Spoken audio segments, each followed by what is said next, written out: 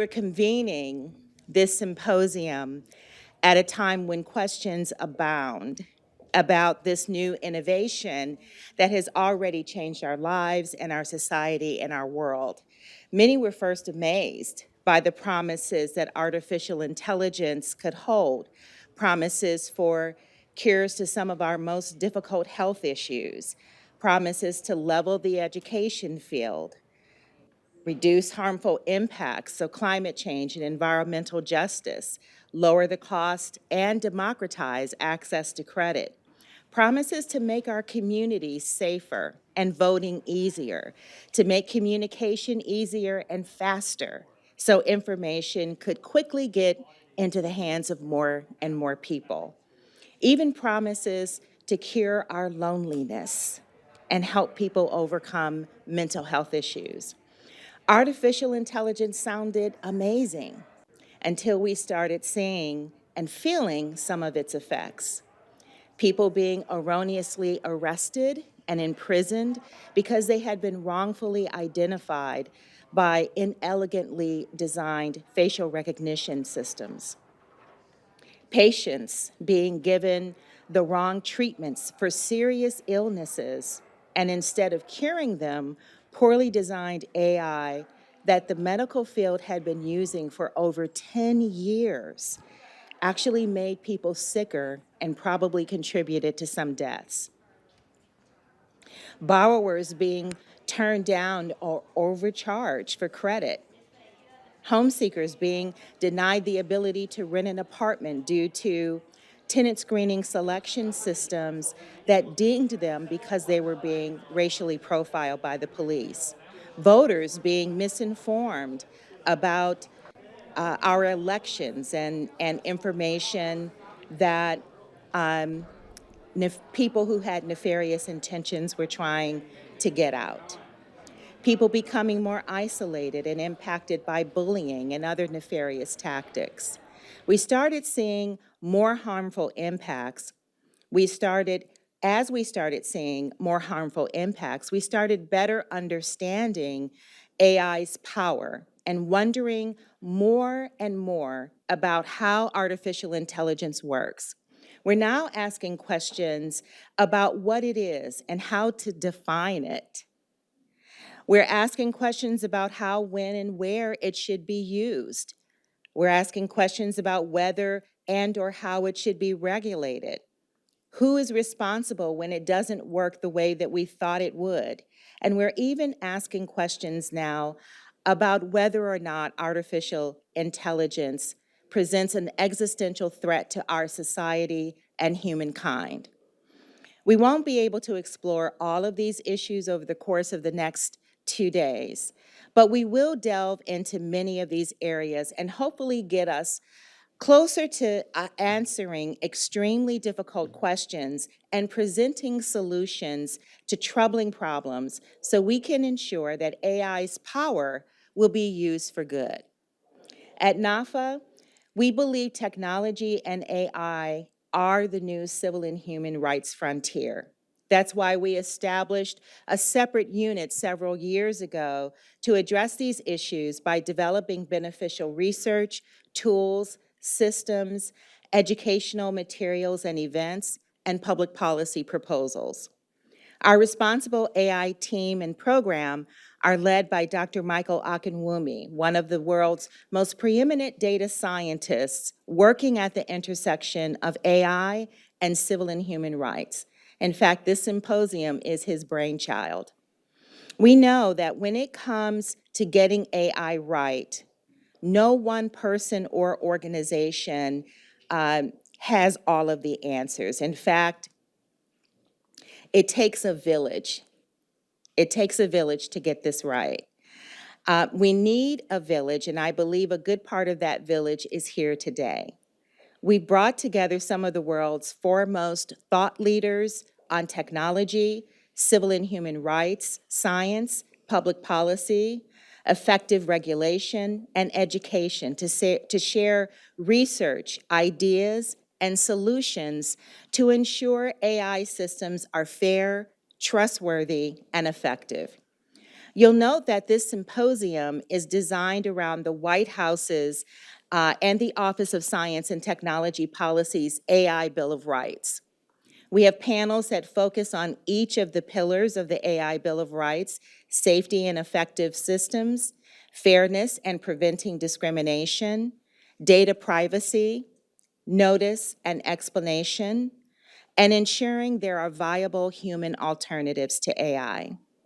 The experts presenting on all of these panels will help us better understand the purposes and concepts behind each of the principles outlined in the AI Bill of Rights. Today, we will be covering the results of novel research around debiasing techniques that the Responsible AI team has been conducting with Fair Play AI. So that's a teaser for you. You won't want to miss that session. And now it is my pleasure to bring to the stage Alan Williams with the Office of the Vice President of the United States to read a statement from the U.S. Czar of Artificial Intelligence, Vice President Kamala Harris. And immediately following Alan, you will hear from Michael Collins, the Director of Policy and Government with Starbucks, one of our key sponsors. So again, thank you for joining us. And now I'd like Alan to come to the stage.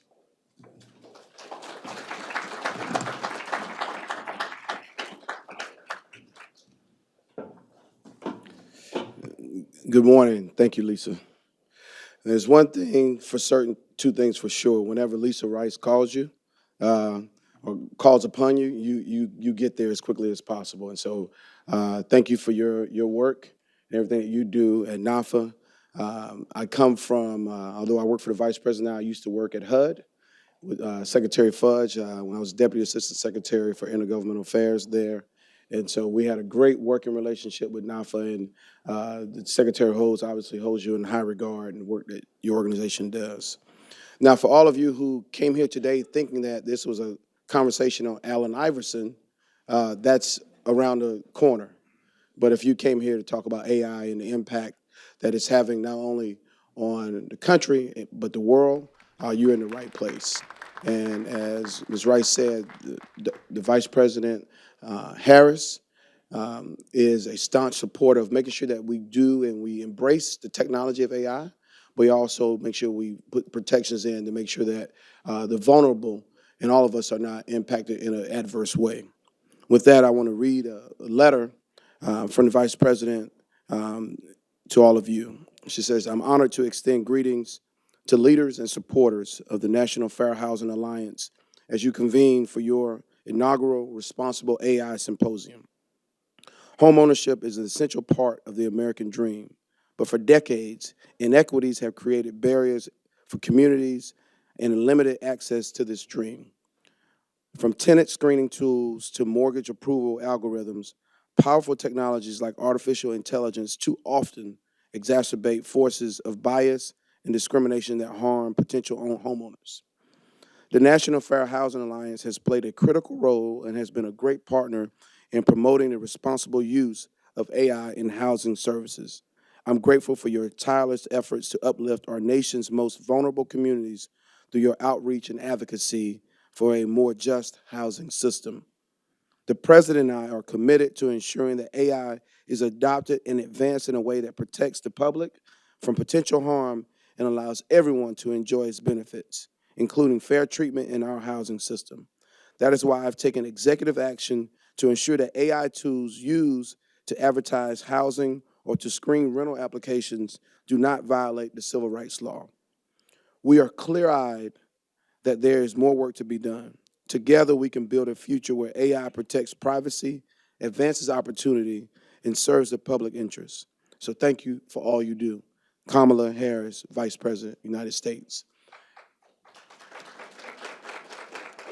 And I would just close by saying, if you haven't had the opportunity to see the Vice President action on this particular issue when she was over in London, where she convened with other world leaders around AI, I would encourage you to go online. As the young folks say, it's Googleable. Go Google it and look it up on YouTube. Go to our website at the White House and see for yourself what she said and what she did and how she was part of world leaders coming together to make sure that not only the United States, but all of the Earth's inhabitants are safe and protected, but also embrace the technology of AI. So again, thank you so much, and thank you for having us.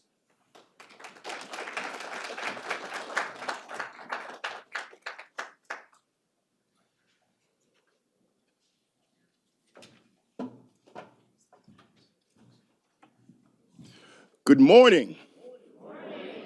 That's how we start our day at Starbucks, with a little caffeine, ready to go. On behalf of Starbucks CEO and over 350,000 partners around the world in 87 markets, we want to say thank you to NAFA for giving in, for standing up, and speaking out, and most importantly, for protecting those who are left out and left behind. Our mission at Starbucks, with every cup of coffee, with every conversation, with every community, we nurture the limitless possibilities of human connection. Thank you, Lisa. And again, good morning. I'm Michael Collins, Director of Policy and Government Affairs. I am pleased to be here with you this morning representing Starbucks. I'm so thrilled to be a part of this inaugural symposium on AI in support of NAFIA. At Starbucks, we believe it is our responsibility to continue positively to the communities we serve. Every day, Starbucks partners, our employees, are empowered to build sustained local impact by volunteering with nonprofit organizations to serve our communities. In fact, this week, to honor Dr. Martin Luther King Jr.'s birthday, hundreds of partners volunteered locally across the country. As our partners work to contribute positively to their issues facing communities we serve, housing is central opportunity, and people deserve fair and affordable housing with access to resource and services free of discrimination. This morning, I have the distinct honor of introducing someone whose leadership is vital to ensuring a healthy housing ecosystem in our country, the Honorable Sandra L. Thompson, Director of Federal Housing and Finance Agency.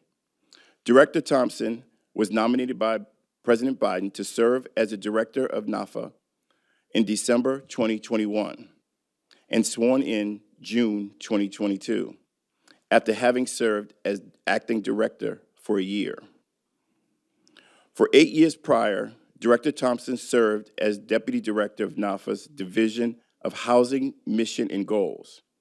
In that role, she oversaw a wide swath of NAFA's work, including housing and regulatory policy, capital policy, financial analysts, fair lending, and all mission activities for Fannie Mae, Freddie Mac, and the Federal Home Loan Banks.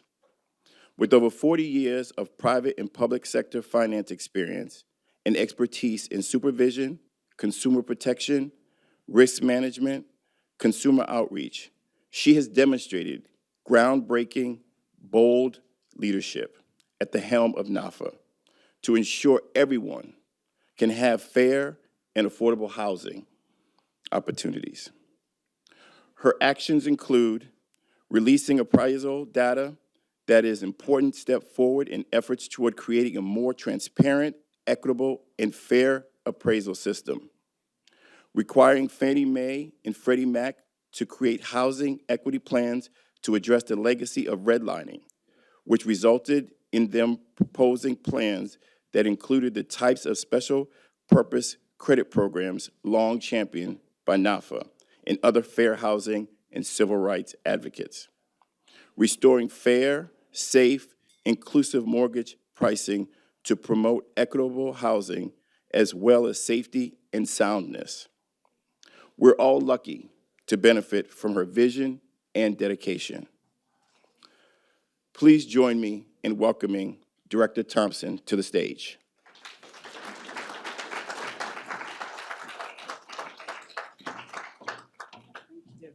you so much. Good morning, everyone, and thank you. Every time I come to NAFA, I learn a new word, and today I heard Googleable. So I had not heard that previously. I do want to thank Lisa and Nikitra for inviting me to speak today, as well as the Urban Institute for hosting this very important symposium.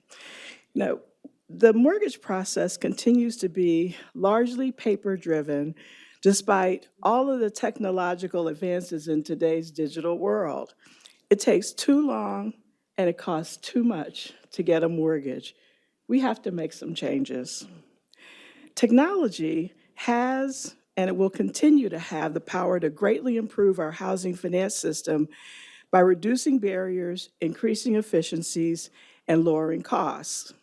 We owe it to the American people to provide a housing finance system that is safe, sound, and protects consumer rights, regardless of whether these decisions are being made by human beings or by models that were created by humans. As we begin to explore different technologies, FHFA has been carefully considering the impact of artificial intelligence and machine learning models on equitable access to sustainable housing. We established an Office of Financial Technology in 2022, and across our agency, we've worked diligently on how to responsibly use AI and ML. We've put in place some principles to support the idea that technology should promote fairness. I'd like to share with you all a few initiatives we've undertaken recently to ensure fair and responsible use of advanced technology for the housing finance system. I'll start by providing some context on how we view and are approaching AI and ML. Technology and computer models are not new to the mortgage market. Credit scores and automated underwriting systems have been around for many, many years. However, as technology continues to advance at an increasingly rapid rate, it is important that we make certain that these advances promote fairness, safety, transparency, accuracy, security, and they absolutely have to protect individuals' privacy. AI and ML do not get a free pass from civil rights laws, nor do they get a free pass from us with respect to safety and soundness. These new technologies continue to promise to remove human bias from the equation in the mortgage process, and they claim to make the process fairer. But we know from experience that this can only be true if people put the work in ahead of time to make sure that the new technology is actually fair and free from bias. And it's also equally important to ensure these technologies comply with civil rights laws. Models should be reliable, easy to understand, and used for their intended purpose only, especially those models that impact borrowers who are looking to become homeowners. Regulators have been grappling with how to apply existing law to these technologies, bringing the issue of fairness, transparency, and accountability to the forefront of the conversation. We hold our regulated entities, the enterprises, Fannie and Freddie, and the federal home loan banks, to high standards when it comes to AI, ML, and algorithmic bias. For example, in 2021, we made clear that the enterprise's automated underwriting systems were subject to existing fair lending legal requirements by releasing comprehensive guidance on how to comply with civil rights laws. Both Fannie and Freddie continue to work to ensure that their models are becoming fairer over time. They are required to conduct extensive testing to identify less discriminatory alternatives, and we're going to continue to hold the enterprises accountable to these standards. In 2022, FHFA issued supervisory guidance on managing risks to AI and ML for Fannie and Freddie, and in doing so, we became the first U.S. financial regulator to issue public guidance on AI and ML risk management.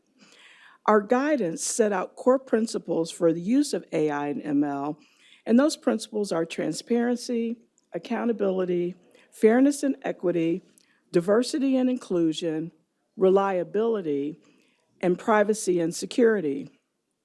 Consumers should expect these principles when technology is being used to affect their housing choices.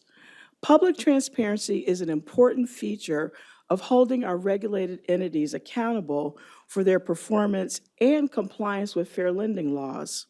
2 years ago, we began disclosing disparities by race in the automated underwriting systems for Fannie and Freddie, which is a first in terms of public transparency for these important systems in the mortgage market.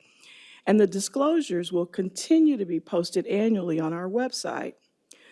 We're also going to disclose these disparities through our new semi-annual mission reports, which we started issuing when I became director of the Federal Housing Finance Agency. And these reports serve as a report card for both the enterprises and the Home Loan Bank's mission-oriented activities that support low to moderate income housing and community development.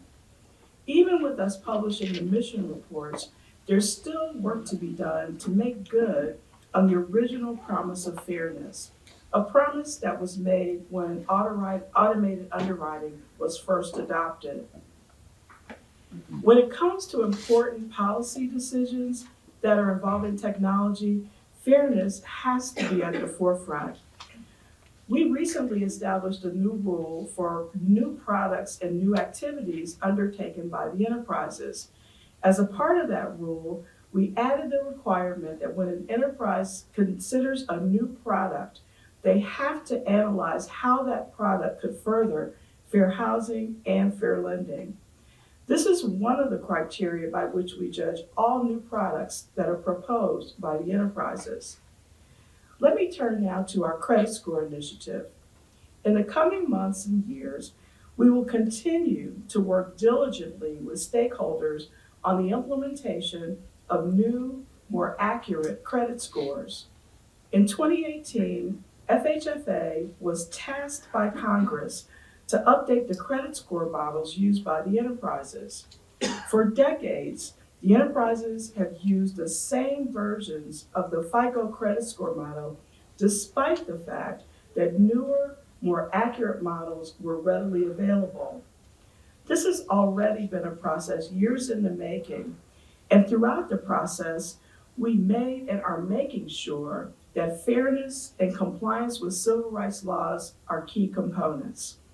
In 2022, I announced that the FICO Classic score will be replaced by scores from two new models, FICO 10T, which is an updated version from FICO, and VantageScore 4.0. And we're now in the process of implementing these changes. Both of these new scores are more accurate than FICO Classic, and they offer improved fairness. They also both include additional information about rent, utility, and telecom payments. With these two new scores, there will be an improved view of risk in the mortgage market, which better ensures that we're setting borrowers up for success. Another initiative that both enterprises have implemented, and I'm not sure that it's well known, but I think this is really important, and that's the use of positive rental payment history reporting for renters who live in properties that are financed by the enterprises. Through this initiative, multifamily property owners are incentivized to provide this service to tenants, and the tenants can then choose to participate or opt into the program. We believe that including positive rental payment history in underwriting is critically important. Renting is how most people start their housing journey, and it is often an individual's largest monthly payment.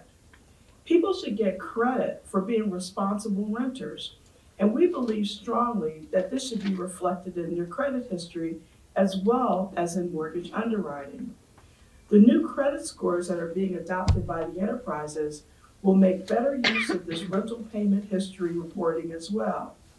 Both enterprises have already helped thousands of renters improve their credit scores through their positive rental payment history, which also helps if they choose to pursue homeownership. And this was really interesting to me because when you think about it, your rental payment and or your mortgage payment is typically the largest payment most households make every single month. Why shouldn't someone's rental payment count? You're paying rent every single month, and when you're looking at underwriting, you're looking at the ability and willingness to repay. Does it make sense that just because rental payment is not a debt, it's an expense, that it shouldn't be counted? And if you're renting in a high-cost area such as Washington, D.C., where the rent can be thousands of dollars per month, we just believe that this is really going to help with regard to sustainable home ownership and fairness. So we're really excited about this. And based on some of uh, the progress we've seen from renters that have become homeowners using this positive rental payments, we're seeing the performance increase over time. And granted, it's a small sample, but we are seeing really good performance by renters who have used the positive rental payments. They had thin credit files or no credit files. The other item I'd like to mention that the enterprises are working on is cash flow underwriting. When you think about how people live today, everybody doesn't have a 9-to-5 job where everyone doesn't receive payments or income every single month or on a consistent basis. When you have cash flow underwriting, you can assess the income and the assets based on bank statements. And so we think, again, we should really be thinking about how to manage credit risk and how to assess homeownership based on how people are living today, not how they live and not the things that they're doing or did 20 or 30 years ago. That's why these updated credit score models that factor in things like utility payments and telecom payments and positive rental payments are so critical to the housing sector, and we really need to move this forward. I'd also like to take just a few moments to talk about our work in the appraisal space.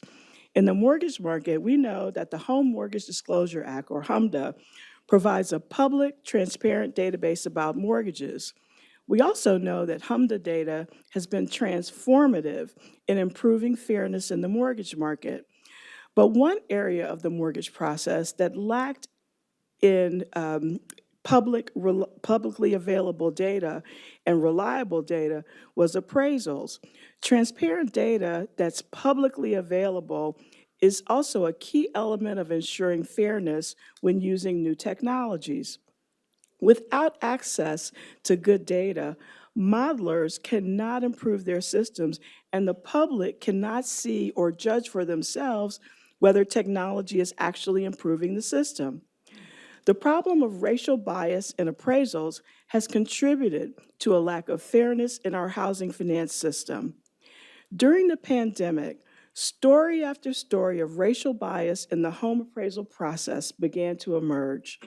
Both enterprises released groundbreaking research backed on their appraisal data, underscoring concerns that were increasingly beginning to be heard about fairness in the appraisal market. And while the FHFA had undertaken an initiative to standardize the data collection on appraisals several years ago, none of that information was available to the public. But I'm glad to say that that has since changed. Last fall, FHFA began releasing both aggregate and loan level data to further shine a light on this very important issue. We believe that this gives all stakeholders an opportunity to better understand the underlying issues at hand so we can really help improve the appraisal process.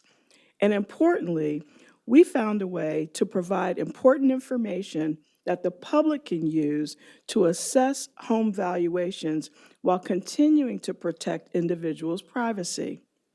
We feel confident that the data and the use of this data will help identify the issues necessary to address and ultimately eliminate appraisal bias once and for all. Doing so is vitally important to closing the racial homeownership gap and ensuring a level playing field. And this is an issue that gets a lot of conversation. We, again, heard story after story. And when you hear these people talk, and it's heartbreaking, we've had witnesses come before the appraisal subcommittee, and this appraisal subcommittee is comprised of all of the federal bank regulators, a CFPB, FHFA, and HUD. And we're working together to really combat appraisal bias. We also are working on the President's PAVE Task Force, which is also helpful. But during the Great Recession in 2008 and 2009, the issue that we were dealing with appraisals was overvaluation. And when you look at the Dodd-Frank rule and the number of rulemakings and statutes that are tied to appraisal, that was one of the issues that we were addressing. And then, as was mentioned, years ago, and even during the pandemic, we started hearing about undervaluation, and particularly in low to moderate income and minority neighborhoods. And it was all anecdotal. So from my perspective, the data and publishing this data really helps bring a fact-based, data-driven discussion to this issue. The data's on our website. We update it every quarter, and we really are hopeful that this can really reduce and eliminate appraisal bias. And we welcome everyone to access this data whenever that you feel the need to. We have a tool that even I can use that you can grab the data and just do different analyses. It's very easy. Again, I can do this. It's on our website, and it allows you to see for yourself. You can look at different states, you can look at counties, you can look at different property types, et cetera, and just get the information. But we do think that this is an important tool for trying to move forward to really eliminate appraisal bias.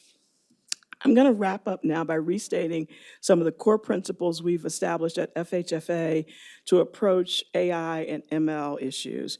So transparency, we think it's very important that people understand and know and are aware of what we're doing. Accountability goes without speaking. Fairness and equity, diversity and inclusion, reliability, privacy and security. We remain committed to these principles at FHFA. While AI and ML are more complex than earlier technologies and they pose new challenges for our housing finance system, the solutions don't need to be complex. Responsible use of this technology is attainable, but we absolutely have to put in the work up front. By following these core principles, we certainly can continue to promote a housing finance system that's more efficient, more reliable, and most importantly, allows all Americans access to safe, decent, sustainable, and affordable housing. Thank you.